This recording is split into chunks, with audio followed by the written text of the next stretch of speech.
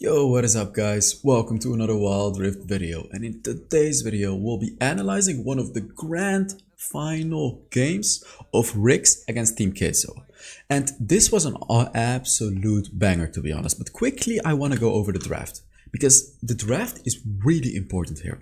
So we can see RIX on the left side, and then we can see Team Queso on the right side, and we actually don't have the last pick yet. But so RIX, this is already a thing that I'm seeing with RIX that's a mistake, which is RIX first picked Riven. Now what is a weakness about Riven, guys? CC.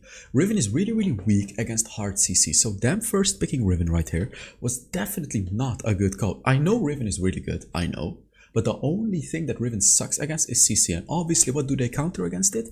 They counter with Gragas, they counter with Darius, they counter with Ahri, they counter with Vi. Every single champion has hard CC. But I don't want to talk too much about the draft because I feel like it's a bit boring for the video, so let's immediately get into the gameplay. And I want to ask you guys to test your knowledge right now. The way I'm going to ask it is, which of the compositions, like which of the two compositions wins in the early game and which one wins in the late game? And tell me why. Put it in the comments, really look at the compositions and put in the comments why, which one wins in the early game and the other one wins in the late game. Put it in the comments and tell me why. It's gonna test your knowledge. I'm gonna tell you. So pause the video right now. If you're writing right now, pause it. So let me tell you, it's really obvious actually. If you didn't get this one right, then you should really do your research a bit more. So if we look at the red side, which is Team Queso, look at their champions, the Ahri. Ahri is an absolute early game champion. She's really good at catching out enemies. Ahri, right? Gragas also really good at catching out enemies. Darius really good in the early game as well. If he gets those skills, very powerful. Now take a look at the Rix side. Sona and Seraphim in the bot lane. This duo alone is an absolute late game unit. Mid lane, Orianna, absolute late game unit. Riven, absolute late game unit. Now Xin Chao is actually pretty good in the early game, but like if you look at this, Team Queso has to win in the early game, otherwise they lose. I mean, there's really no other way around it. They literally lose. There is no way that Team Queso can win in the late game if everyone has full builds. And we see a fight right here. Doom going in, but I want to point out something that was really beautiful, which is Ruiz's flash. They actually trade evenly here, but let me tell you, okay, after this fight I'm gonna tell you. Just look at this, the Sona comes all the way from the bot lane, but they get the beautiful kill on the Riven. It's so close, and the Darius is fully stacked. So beautiful rotation by the Sona, and then the follow-up by, oh my god, the supports came all the way from the bot lane to the top side of the map. Amazing rotations from both teams, but what was more amazing that fight was what Ruiz did, the Ahri. When Doom engaged on Ruiz, he immediately flashed behind. Look, take a look at the Ahri, boom! You see that? Did you see that? The Ahri immediately flashed back, which caused her to stay alive and then, buy time for her team. And that's kind of what ultimately caused them to win this skirmish. Because if the Ahri didn't react super fast there with the flash, they would have probably killed her or got her really low and killed her faster. And then, it would have probably been a lost fight. It would have probably been a lost fight with the Sona and everything like that. So really beautifully played by Team Queso. But just I want to point out that this is really top-notch gameplay what we're seeing right here. Because the rotations, like when you're watching these games, the pro games, it's not just Wild Rift. It's as if they're playing chess. And it may sound stupid what I'm saying, but it really feels like when I'm watching these games and when I'm analyzing them, it really feels like they're playing chess. And the reason that I'm saying that is because when you saw that skirmish right there, Sona was already rotating to the top side of the map. They had already planned, and Sona is from RIX, they had already planned that a fight was going to happen. Sona was already rotating. And then the Gragas, he also rotated. He also thought that a fight was going to happen. They just both were so fast on the decision making, which makes this like a big brain strategy game. Like look at this right now as well. Both sides of the map, RIX is pushing the bot lane and then Team Queso is pushing the top lane. And then it's just all, and then we have the Baron laner, which is Leon, in the mid lane. They're just doing all these crazy rotations. They're being very unpredictable. And we can take lessons from this in solo queue as well. So obviously these are teams, you know, they can do these kinds of things very easily. But let's take this to solo queue, okay guys? So when you play Baron lane, just an example, you don't always want to be in the Baron lane. You can also just gank the mid lane, rotate to bot lane, do things like that. Tell your team, guys, let's swap lane. Just be unpredictable, do these crazy rotations, crazy things, and it can really give you an advantage in games when you're super unpredictable in games. And right now we can see that Team Queso settled with the Rift Herald, and they're wasting time at the Dragon as well.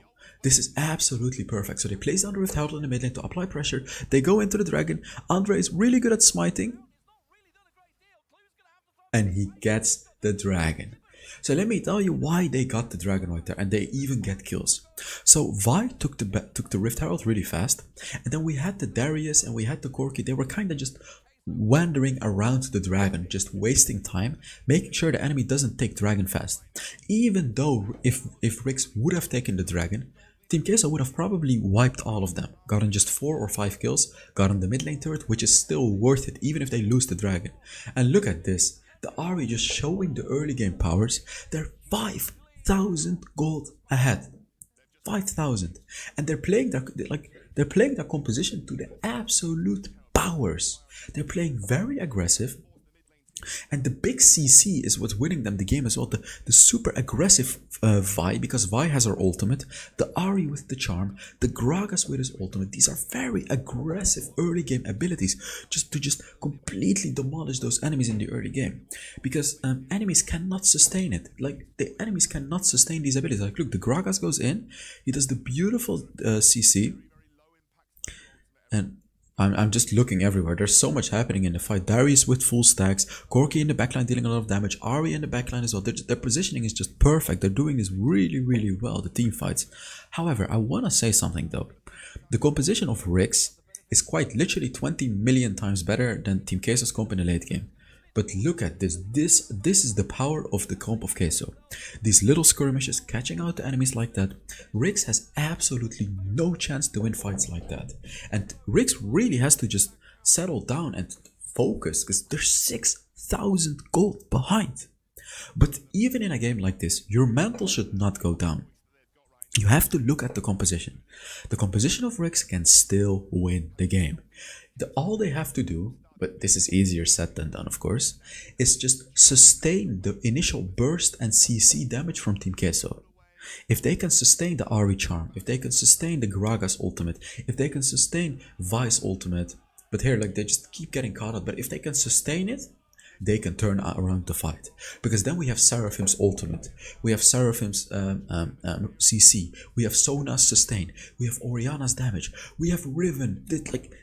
Queso is not gonna have a single chance if they don't burst down enemies. That's what I want to teach you guys about these compositions. They have absolutely zero chance if they don't burst them down. So they're still, as you can see, Rix is still kind of playing with fire. And what I want you guys to pay attention to as well is the map. Take a look at the map and take a look at the vision, the wards. I want to point out that Rix actually has pretty decent wards. They have wards in the blue side jungle. They had wards in the red side jungle, which just got cleared. They had wards next to the dragon as well. They had them. But Team Kiss, oh. But Team Queso is just outsmarting them yet again. What they're doing is they're getting sweepers and they're just sweeping out those wards. And now Rix has zero vision in the red side jungle. They only have one ward in the blue side jungle. And see, the reason that this is absolutely devastating for Rix, I mean, in general, it's obviously really bad if you don't have a lot of vision, but the main reason that it's absolutely devastating for Rix is because no one can face Chakabush. Look at the composition of Team Queso. You can't face Chakabush. You're gonna get killed by the Ahri. Here they actually try to look for a fight very desperately, and they're not doing too badly, but just not enough, guys. It's really not enough. They're 10,000 gold behind. It was actually not a bad fight for them. The Riven did a really good engage, but they are too behind. But here you can already see, are you guys seeing the Seraphim? Are you guys seeing the potential here of the Seraphim? Like, look, the Vi's really low, they got the Darius pretty low. Keep in mind, they're 10,000 gold behind. But yet, you can still see that in the longer fights, they are able to deal some damage against them. They're able to do some sustained damage and potentially outdamage them in the longer term. So still, do not give up this game. Even though you're 10,000 gold behind, it's not over yet.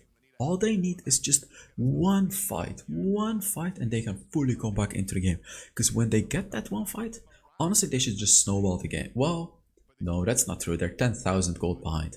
But it should be way easier for them to actually come back into the game. Yeah, here, just honestly, it's more of a just a goal difference here. It was not even Rix making a mistake or Team Queso doing very well in that team fight. It was just the goal difference, the item difference. So let's take a look at this. The Seraphim is positioning behind the wall, and the enemy is split pushing. Team Queso is doing 1-3-1, which means 1 in the Baron lane, 1 in the bot lane, and 3 in the mid lane. And perhaps this is an opportunity. Ooh, he sustains the initial engage. Look. Oh my god. This is what I mean. They sustained the initial engage, only Xin Chao died, but unfortunately they overcommitted and they died to the Darius. They did a beautiful combination, which was the Seraphim ultimate and then the Orianna ultimate, which secured them 2 kills, and then they got another kill. But unfortunately they overcommitted and they wanted to look for too much, which lost them that fight. If they would have just not overcommitted, it would have just been a W for them. You know, they would have gotten some quite nice shutdowns. Here, yet again, this is a bit risky what they're trying to do here. Even though it's a 2 versus 3, it's Darius and Ahri, which is really strong. You really can't take this fight, to be honest. They have to be very careful. They're really relying on the Seraphim's ultimate here, as you can see. It's their main CCing ability, and if Seraphim hits a good ultimate, it not only deals a lot of damage and charms the enemy, it also buys them a lot of time. And this is what's especially important, because let's say they took the initial burst. Let's say Ahri did her burst, Corki did some burst damage. Let's say a lot of them are at like 20% HP because they took a lot of damage, right? When Seraphim uses her ultimate, they get like 2 seconds to heal up. Sona's gonna be able to heal them up. Seraphim has that second ability to heal them up.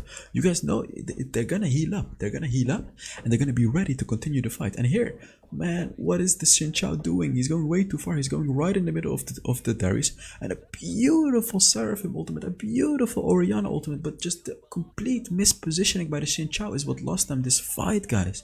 You can see that they're still doing fine. The Orianna is dealing so much damage, and just take a look at the Sona, guys. Sona is healing them up for so much. Look at this, they're full HP.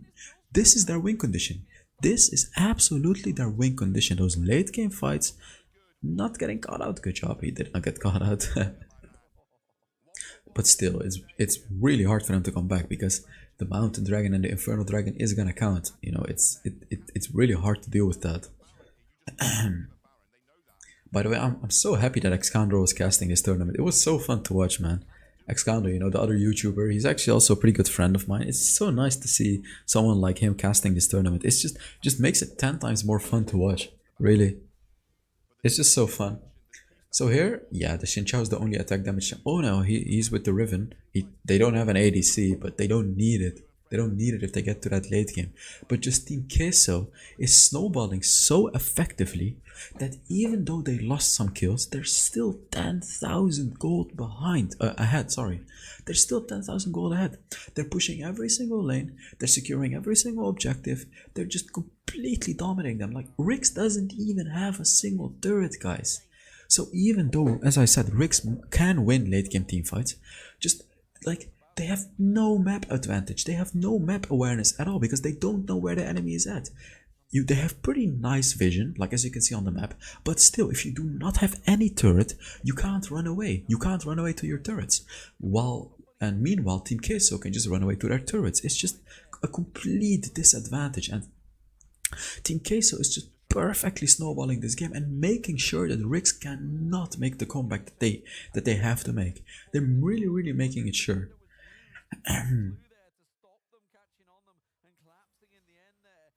Yeah. Okay, so another thing that I'm seeing a lot in these tournaments, which I really like, is players they backport home very quickly. Like, you saw that the Corki didn't hesitate, he just backported home super fast. And the reason that they do that is because they want to be ready for objectives. They're not just farming. they go back really like at a good moment. They pay attention to where the enemy is, they pay attention to if the enemy has gone back, and then they immediately go back as well, because you don't want to have an item disadvantage compared to the enemy at the Baron fight, for example. Here they face checked the bush and they got punished by the Gragas. This is what I mean. You can't face check a bush against a composition like this, but then again you can't also... Oh, the Seraphim ultimate. This fight is going pretty well for them, but the Darius got the stacks. The fight went pretty decently for them. Like, you can see how close Rix is to potentially winning those team fights. Look at, like, the Corki, the Darius, they are so low. They're so close to potentially winning these team fights. But it's just not quite enough. And Team Queso knows this. Team Queso knows that there is potential that they can still lose the game. So what are they doing? They're just extending their lead as much as they can. They're 15,000 gold ahead. But honestly, it doesn't feel like 15,000 gold. So take a look at this. It started with the face check. They just had to face check because they didn't have wards anymore, and if they didn't face check, they would have just lost the Baron. But what happened there is, take a look at the Xin Chao. He gave Darius free stacks, and Darius just basic attacks Xin Chao 5 times, which cost him to get his fully stacked passive, and then of course he's gonna wipe the entire team. So honestly, this is already the second time that the Xin Chao has done a pretty bad engage, but this time you can't really blame him. Someone has to face check the bush, right? And he's the tankiest of all of them. But the problem is that they have a Darius as well. Just the draft from Team Queso is absolutely amazing for snowballing. They have everything you need to snowball a game, which is really good. Look at this again. Look at this. They're waiting in the bush. Rix doesn't know whether or not they're waiting or doing the Baron. They don't know. Look, they have no clue. And take a look at this. If one person gets close, he gets charmed by Ahri. Oh, the game gets paused. Wait, let's oh, look at my man X-Scoundrel, man. I'm so happy to see him there. It's so nice. Okay, let's go to the game again. Oh, there it is. The game starts again. D-Man, also an amazing caster, really. It's just so nice to see these amazing casters. But yeah, there we go again. I don't know what happened, but someone... This is a replay. Yeah, this is a replay. I was just gonna say. Wow, such a chat. Okay. Are we gonna go back to it? Yeah. So look, they're waiting in the bush, and as I said, Rix cannot face check, but Rix can also not face check. It's a dilemma right now. Everything they do is gonna lose them the game, and Team Queso just... Man, it's so beautiful to see them put Rix in this position. Like, look, first they were in the bushes, now they're just doing the Baron. Like, Rix has no window of doing anything at all in this game. Oh, and they got the Baron. They're just diving way too deep. Like, look at this, it's way too deep. The Darius is getting free stacks. This is not what you want to do. And when Darius has his stacks, what's gonna happen? It's the game, guys. And this is also the last game of the series. Team Queso just became the champions of Europe.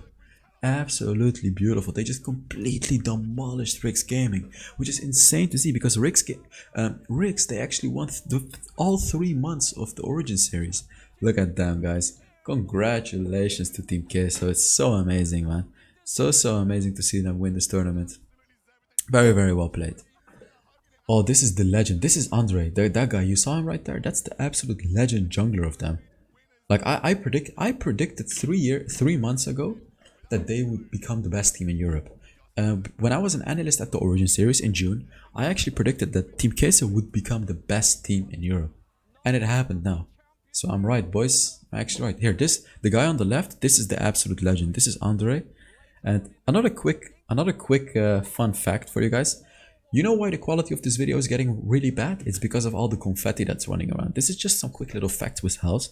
So because of this confetti, the renderer, it has to, like, it's really hard for the renderer to deal with, because normally what happens, okay, you guys don't care, I mean, who the hell cares about why, but yeah.